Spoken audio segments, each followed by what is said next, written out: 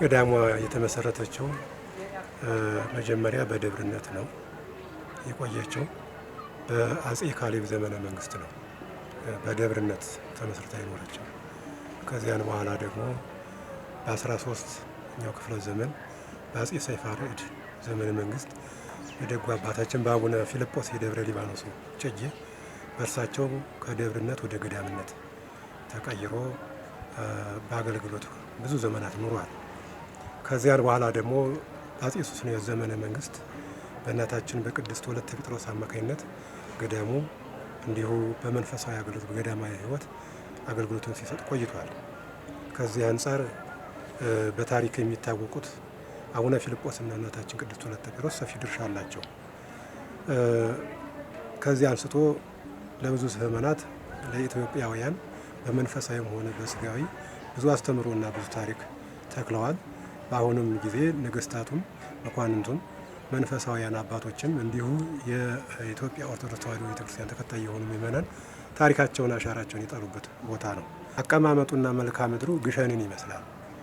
ከሱ ጋር ተያይዞ ደግሞ በአጼ ዳዊት ዘመነ መንግስት የጌታችን መስቀል ግሸን ከመሻገሩ በፊት ከዚያ ቦታ ላይ የመጀመሪያ ከሌሎች አድባራት እንደ ሌሎች አድባራት እየሄደ እንዳረፈበት መስቀልን በመስቀል ቦታ ኑር እንደተባለው ከተባሉት ቦታዎች አንዱ እሱ ነው።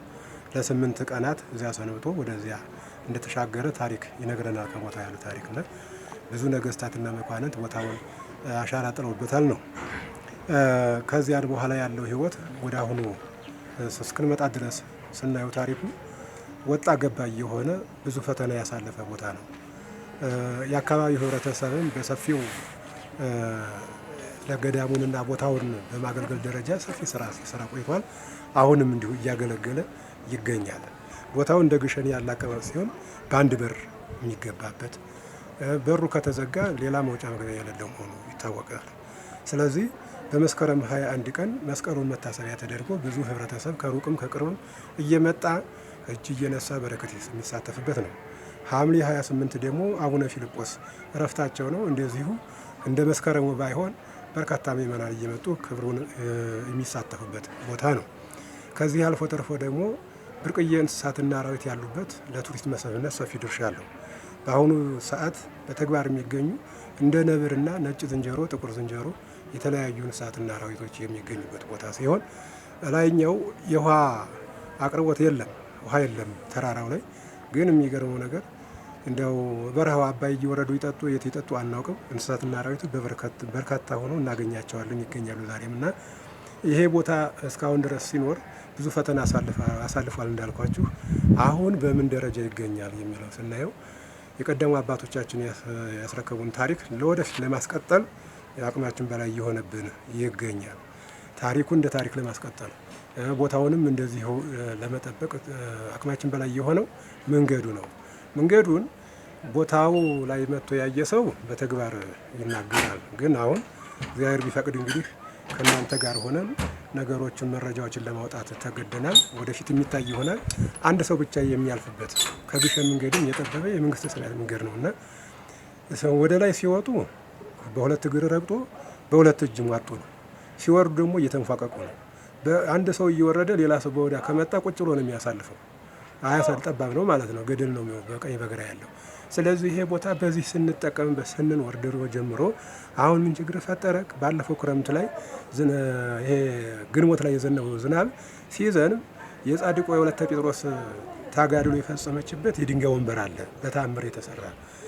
እሱን ድንጋይ ሳንረግጥ ነበር ዙረን የምንወጣው። አሁን ከዚያ ጀምሮ መሀል ወገቡ ማለት ነው ተንዶ ወረደ ግማሹ ድንጋይ።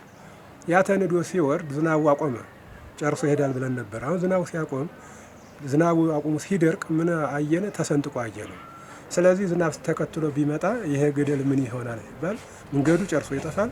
ግማሾቻችን ገዳሙ የገባ ነው እዛው እንዳለን እታች ወረድ ነው እታች እንደወረድ እንተለያየን ማለት ነው።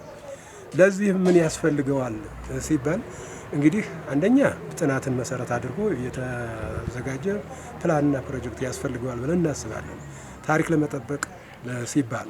ሁለተኛ ደግሞ ፕላኑና ፕሮጀክቱ ብቻ ሳይሆን የመንግስትም የቤተ ክህነትም የምእመናንም ያመኑትም የማያምኑትም ታሪክ መሰረት አድርገው ለሀገራችን የሚቆራቆሩት ሁሉ ኃላፊነት አለባቸው ብዬ አምናለሁ። ከዚህ አንጻር ያን ፕሮጀክት ተሰርቶ አሁን ለባህልና ቱሪዝም ጉዳዩን አቅርበነዋል። እነሱም መጥተው ቦታው ድረስ አይተው ይሄ ነገር የሚገባው ነው ተብሎ ልንደርስለት ይገባል ተብሎ አሁን እግዚአብሔር ይመስገን ነገሮችን በእንቅስቃሴ ላይ እንገኛለን።